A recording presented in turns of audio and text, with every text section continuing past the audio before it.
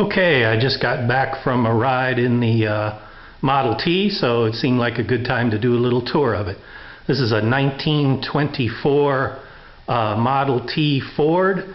It was originally a touring car, a four-seater car, but back in the 1950s, the previous owner or original owners converted it to a pickup truck. And you can see, actually, the thing that tips you off to that is that the back of the cab is like vertical. There's a vertical line where the rear doors used to fit, and there's actually a latch for the rear doors remaining on the body that the owner left on. But in any case, it's been converted to a pickup truck, and that's the way I like it.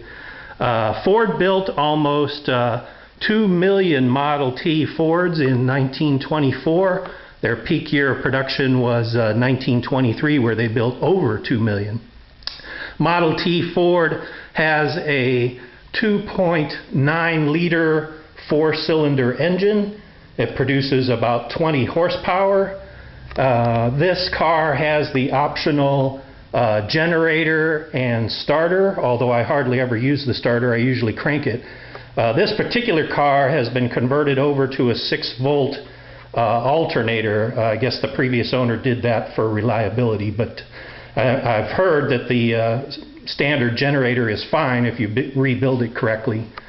Let's see, this car also has an aftermarket ignition system, electronic ignition, but originally Model Ts would have had 4 individual coils mounted in a box behind the firewall, and you can see the terminals sticking out there. There's 1 coil for each cylinder, and there's a timer on the front of the engine that selects which coil should fire based on the position of the camshaft.